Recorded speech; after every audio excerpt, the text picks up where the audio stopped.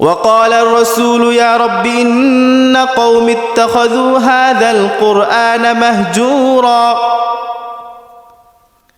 কাল কিয়ামতের ময়দানে আল্লাহ পাক রব্বুল আলামিনের দরবারে আল্লাহ নবী মামলা দায়ের করবেন, বলবেন وقال الرسول يا ربي হে আমার প্রতিপালক ইন্না কওমি আমার সম্প্রদায় ইত্তাখাযু হাযাল কুরআন মাহজুরা কোরআনকে তারা পরিত্যক্ত মনে করেছে, কোরআনকে তারা সম্মান করে নাই, কোরআনকে তারা মূল্যায়ন করে নাই। এরকম অভিযোগ যখন কাল কিয়ামতের ময়দানে আপনার আর আমার ব্যাপারে আল্লাহ নবী করবেন, তখন সেই মামলা থেকে মুক্তি আর রেহাই পাওয়ার কোনো রাস্তা থাকবে না। কথা বলা ঠিক না বেঠিক? তাই আসুন আমরা পবিত্র কালাম শুদ্ধ করে সুন্দর করে তিলাওয়াত করার তৌফিক আল্লাহ আমাদেরকে দান করুক। যারা কোরআন শুদ্ধ করে পড়বে না এদের ব্যাপারে আল্লাহ রাসূল সাল্লাল্লাহু আলাইহি ওয়াসাল্লাম বলেন ইন্নাল্লাযী লাইসা ফী জাওফিহি শাইউম মিনাল কুরআনি কাল বাইতিল খরিব যাদের অন্তরের মধ্যে কোরআন নাই তাদের অন্তরটা হলো শূন্য বিটা বাড়ির মতো। যেই বাড়িতে মানুষ বসবাস করে না ওই বাড়িতে শয়তান বসবাস করে। ঠিক যার সিনার মধ্যে কোরআন থাকবে না তার সিনার মধ্যে শয়তান বসবাস করে। কথা বলেন ঠিক না ঠিক? আর পক্ষান্তরে যাদের সিনার মধ্যে কোরআন থাকবে, যারা কোরআনকে ভালোবাসবে, কোরআনকে মহাব্বত করবে, মাদ্রাসাকে ভালোবাসবে, মাদ্রাসার ছাত্রদেরকে ভালোবাসবে, আল্লাহ পাক রব্বুল আলামিন এই কোরআন তাদেরকে জান্নাতে পৌঁছায় দিবেন। কথা বলা ঠিক না ঠিক? আল কোরআনু শাফিউন মুশাফফাউন ওয়া হামিলুন মুসাদ্দাকুন মান জাআলাহু আমামাহু সাকাহু ইলান নার ومن جعله خلفه ساقه إلى النار। আল কোরআনুল কারীম মহাবিশ্বের এক বিষয়, আদার জগতের আলোর দিশারি, পাপ পঙ্কিলতায় ভরপুর বিশ্ব মানব সমাজ যখন দুলছিল ধ্বংসের শেষ সীমা নরকের দিকে, ঠিক তখন এই কোরআনেই মানুষকে পথ প্রদর্শন করেছিল সত্য সুন্দর পথের দিকে। এই কোরআনেই মানুষকে দেখিয়েছিল, এই কোরআন মানুষদেরকে এনে দিয়েছিল আলোর ঝলমলে সোনালী সুপ্রভাত। এই কোরআন বিশ্ববাসীকে দেখিয়ে দিয়েছে সিরাতুল মুস্তাকিম তথা জান্নাতের সঠিক পথ। কথা বলেন ঠিক না বেঠিক? প্রিয়তম নবী হযরত মুহাম্মদুর রাসূলুল্লাহ সাল্লাল্লাহু আলাইহি ওয়াসাল্লাম মাত্র 23 বছরে একটি অসভ্য বর্বর নির্যাতিত নিষ্পেষিত নিগৃহীত জাতিকে আদর্শবান সভ্য জাতি হিসেবে আদর্শের সর্বোচ্চ শিখরে পৌঁছে দিয়েছিলেন যেই অলৌকিক শক্তির মাধ্যমে। সেই অলৌকিক শক্তি হলো মহাগ্রন্থ আল কোরআনুল কারীম। এই আল কোরআনুল কারীম এর সাথে যার সম্পর্ক যত বেশি হবে আল্লাহ পাক রব্বুল আলামিন দুনিয়া এবং আখিরাতেও তার মর্যাদা বাড়ায় দিবেন। চিল্লায়া বলেন সুবহানাল্লাহ। চাই সেটা কোনো বস্তুর সাথে হোক অথবা কোনো একটা জিনিসের সাথে হোক অথবা কোনো সময়ের সাথে হোক, কোরআনুল কারীমকে যে যত বেশি সম্মান করবে আর মোহাব্বত করবে আল্লাহ পাক রব্বুল আলামিন কাল কিয়ামতের ময়দানে তার মাকামও তত বাড়ায় দিবেন। একবার কি বলা যাবে সুবহানাল্লাহ? আসুন আমরা জেনে নিই কোরআনুল কারীমের সাথে যারা সম্পর্ক রেখেছে আল্লাহ তাদেরকে যুগে যুগে তাদেরকে সম্মান বাড়িয়ে দিয়েছেন। নাযালাল কুরআনু আলা মুহাম্মাদিন ফাসারা সাইয়্যিদুল মুরসালিন। এই কোরআন অবতীর্ণ হয়েছে আমাদের নবী হযরতে মুহাম্মদুর রাসূলুল্লাহ সাল্লাল্লাহু আলাইহি ওয়াসাল্লামের উপর। এই কোরআনের সাথে আমাদের নবীর একটি সম্পর্ক হয়েছিল। এই জন্য আল্লাহ পাক রব্বুল আলামিন আমাদের নবীকে সমস্ত নবীদের মধ্যে শ্রেষ্ঠত্ব দান করেছেন। এই কোরআন অবতীর্ণ হয়েছে হযরতে জিবরাইল আলাইহিস সালাতু ওয়াস সালামের মাধ্যমে। হযরতে জিবরাইল আলাইহিস সালাতু ওয়াস সালামের সাথে এই কোরআনের সম্পর্ক হয়েছে। এই জন্য আল্লাহ পাক রব্বুল আলামিন জিবরাইলকে সমস্ত ফেরেশতাদের মধ্যে শ্রেষ্ঠত্ব দান করেছেন। এই কোরআন অবতীর্ণ হয়েছে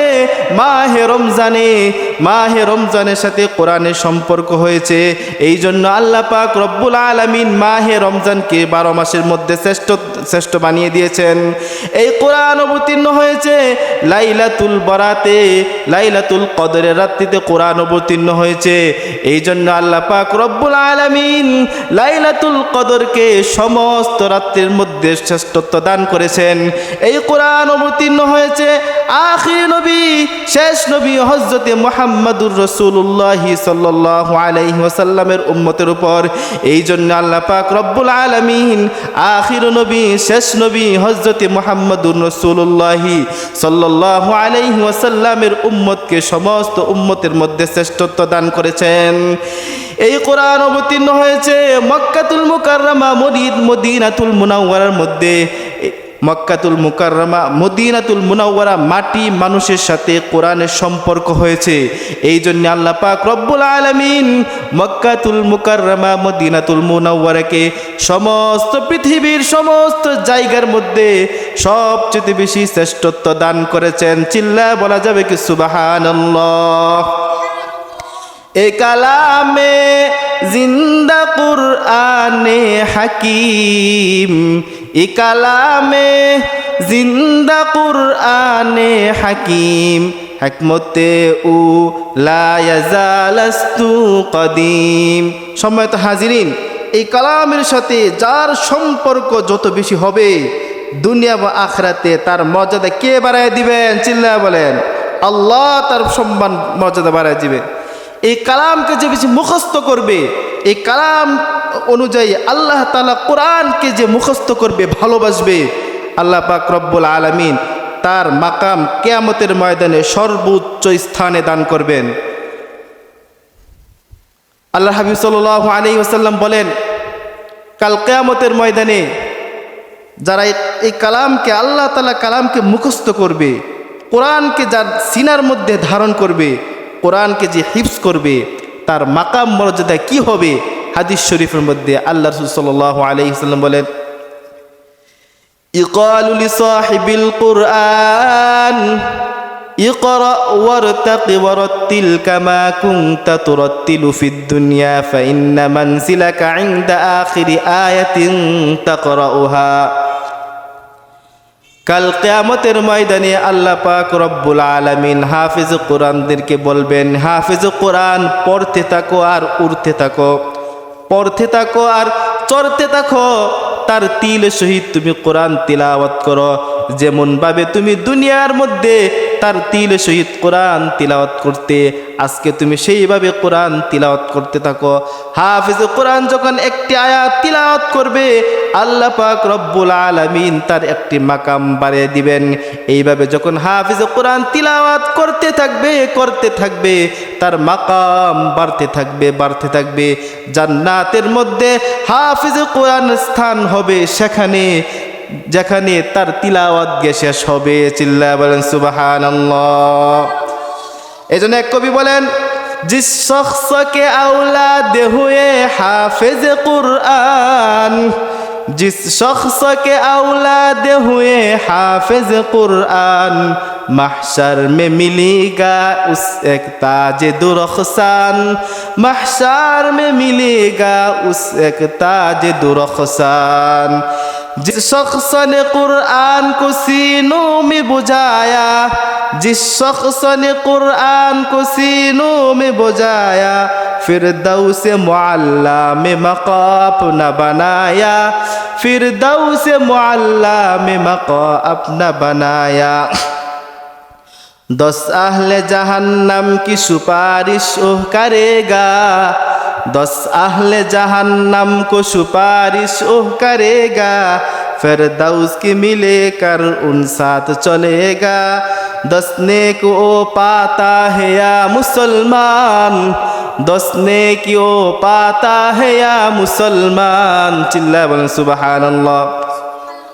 যে হাফিজ কোরআন তার মর্যাদা কি হবে? একজন হাফিজ কোরআন কাল কিয়ামতের ময়দানে আল্লাহ পাক রব্বুল আলামিন তাকে সর্বোচ্চ আসনে স্থান দান করবেন। শুধু তাই নয়, হাফিজ কোরআনের বাবাকে কাল কিয়ামতের ময়দানে তার মাথার মধ্যে একটি নূরের টুপি দান করবেন। একবার কি বলা যাবে সুবহানাল্লাহ? শুধু তাই নয়, মুসলমান হাফিজ কোরআনকে কাল কিয়ামতের ময়দানে এই পরিমাণ পাওয়ার আর শক্তি দেওয়া হবে, হাফিজ কোরআন কাল কিয়ামতের ময়দানে 10 জন আহলে জাহান্নাম যাদের ব্যাপারে জাহান্নামের ফায়সালা হয়ে গিয়েছে, সেই হাফিজ কোরআন কাল কিয়ামতের ময়দানে এরকম 10 জন জাহান্নামীকে সুপারিশ করে জান্নাতে পৌঁছায় দিবেন। সুবহানাল্লাহ বলেন। শুধু তাই নয়, যে ব্যক্তি আল্লাহর কালামের একটি হরফ তিলাওয়াত করবে তার আমল নামার মধ্যে 10টা নেকি লেখা হবে। قال رسول الله صلى الله عليه وسلم বলেন, আল্লাহ রাসূল সাল্লাল্লাহু আলাইহি ওয়াসাল্লাম বলেন, মান ক্বারাআ হারফাম মিন কিতাবিল্লাহি ফালাহু বিহি হাসানাতুন ওয়াল হাসানাতু বিআশরি আমসালিহা। যে ব্যক্তি আল্লাহর কালামের একটা হরফ তিলাওয়াত করবে, আল্লাহ পাক রব্বুল আলামিন তার আমল নামার মধ্যে 10টা নেকি লিখে দিবেন। চিল্লায়া বলেন সুবহানাল্লাহ। আল্লাহর হাবিব সাল্লাল্লাহু আলাইহি ওয়াসাল্লাম বলেন, আমি একথা বলি না আলিফ লাম মিম, আলিফ লাম মিম একটি হরফ, বাল আলিফুন হরফুন ওয়াহিদুন ওয়া লামুন হরফুন ওয়াহিদুন ওয়া মিমুন হরফুন ওয়াহিদুন। আলিফ একটি হরফ, লাম একটি হরফ, মিম একটি হরফ। সুতরাং যে ব্যক্তি আলিফ লাম মিম তিলাওয়াত করলো তার আমল নামার মধ্যে 30টা নেকি লেখা হবে। সম্মানিত হাজিরিন, এবার আসুন, যারা কোরআন শুদ্ধ করে পড়বে একটা হরফের বিনিময়ে যদি 10টা নেকি হয়, কোরআন যদি কি অশুদ্ধ করে পড়ে তার কি হবে? কোরআন যে অশুদ্ধ করে পড়বে সবের বিনিময়ে, সবের পরিবর্তে তার আমল নামায় গুনাহ লেখা হবে। রাসূলুল্লাহ সাল্লাল্লাহু আলাইহি ওয়াসাল্লাম বলেন, রুব্বা কারিন ইয়াকরাউল কুরআন ওয়াল কুরআনু ইয়ালআনু। এমন কিছু তেলাওয়াতকারী রয়েছে যারা কোরআন তেলাওয়াত করবে কিন্তু কোরআন তাদেরকে ইয়ালআনু, তাকে অভিশাপ দিবে, বদদুয়া দিতে থাকবে। এজন্য কোরআন শুদ্ধ করে পড়তে হবে। আজকে আমাদের মুসলমান সমাজের এই অবস্থা, আজকে আমরা দুনিয়ার জ্ঞান বিজ্ঞান অর্জনের পিছনে আমরা এত বেশি ঝুঁকে পড়েছি যে পরকাল এবং আখিরাতের কথা ভুলে গিয়েছি। দুনিয়াবি শিক্ষা অর্জন করার জন্য আমরা 1000 টাকা খরচ করব, এটাকে ফরজ মনে করি, কিন্তু কোরআন তেলাওয়াত শুদ্ধ করে শিখতে হবে, এটার পিছনে আমরা অর্থ সম্পদ খরচ করাকে আমরা নফলও মনে করি না। কথা বলা ঠিক না ঠিক? তাই আমাদের সমাজের মধ্যে প্রায় এটা দেখা যায় যে সপ্তাহে নিজের সন্তানকে গান শিক্ষা দেওয়ার জন্য মাস্টার রাখা হয়। সেই মাস্টার সপ্তাহে একদিন গান শিখাবে, তার বিনিময়ে মাসে তাকে 2000 টাকা দেওয়া হয়। কিন্তু কোরআন শিক্ষা দিবে, মাসে 5 দিন কোরআন শিক্ষা দিল, মাসে 500 টাকা। কথা বলেন ঠিক না ঠিক? এমন আমাদের সমাজে মুসলমান আছে না নাই? এই সকল মুসলমান, এই সকল মুমিনদের ব্যাপারে কাল কিয়ামতের ময়দানে আল্লাহ রাসূল সাল্লাল্লাহু আলাইহি ওয়াসাল্লাম আল্লাহর আদালতে তাদের বিরুদ্ধে মামলা দায়ের করবেন। তখন আপনার আমার অবস্থা কি হবে? আল্লাহ তাআলা বলেন, وقال الرسول يا رب إن قوم اتخذوا هذا القرآن مهجورا। কাল কিয়ামতের ময়দানে আল্লাহ পাক রব্বুল আলামিনের দরবারে আল্লাহ নবী মামলা দায়ের করবেন, বলবেন, وقال الرسول يا ربي, হে আমার প্রতিপালক, ইন্না কওমি, আমার সম্প্রদায়, ইত্তাখাযু হাযাল কুরআনা মাহজুরা, কোরআনকে তারা পরিত্যক্ত মনে করেছে, কোরআনকে তারা সম্মান করে নাই, কোরআনকে তারা মূল্যায়ন করে নাই। এরকম অভিযোগ যখন কাল কিয়ামতের ময়দানে আপনার আর আমার ব্যাপারে আল্লাহর নবী করবেন, তখন সেই মামলা থেকে মুক্তি আর রেহাই পাওয়ার কোনো রাস্তা থাকবে না। কথা বলা ঠিক না ঠিক? তাই আসুন আমরা পবিত্র কালাম শুদ্ধ করে সুন্দর করে তিলাওয়াত করার তৌফিক আল্লাহ আমাদেরকে দান করুক। যারা কোরআন শুদ্ধ করে পড়বে না এদের ব্যাপারে আল্লাহ রাসূল সাল্লাল্লাহু আলাইহি ওয়াসাল্লাম বলেন, ইন্নাল্লাযী লাইসা ফী জাওফিহি শাইউম মিনাল কুরআনি কাল বাইতিল খরিব, যাদের অন্তরের মধ্যে কোরআন নাই তাদের তাদের অন্তরটা হলো শূন্য বিটা বাড়ির মতো। যেই বাড়িতে মানুষ বসবাস করে না ওই বাড়িতে শয়তান বসবাস করে। ঠিক যার সিনার মধ্যে কোরআন থাকবে না তার সিনার মধ্যে শয়তান বসবাস করে। কথা বলেন ঠিক না ঠিক? আর পক্ষান্তরে যাদের সিনার মধ্যে কোরআন থাকবে, যারা কোরআনকে ভালোবাসবে, কোরআনকে মহাব্বত করবে, মাদ্রাসাকে ভালোবাসবে, মাদ্রাসার ছাত্রদেরকে ভালোবাসবে, আল্লাহ পাক রব্বুল আলামিন এই কোরআন তাদেরকে জান্নাতে পৌঁছায় দিবেন। কথা বলা ঠিক না ঠিক? আল কোরআনু শাফিউন মুশাফফাউন ওয়া হামিলুন মুসাদ্দাকুন মান জাআলাহু আমামাহু সাকাহু ইলান নার ومن جعله خلفه ساقه إلى النار। আল্লাহ রাসূল সাল্লাল্লাহু আলাইহি ওয়াসাল্লাম বলেন, যারা কোরআনকে মহব্বত করবে আর ভালোবাসবে কোরআন তাদেরকে জান্নাতে পৌঁছে দিবেন। আর যারা কোরআনকে ভালোবাসবে না, মহব্বত করবে না, ওই সকল ব্যক্তিদেরকে কোরআন ধাক্কা মেরে জাহান্নামে নিক্ষেপ করবেন।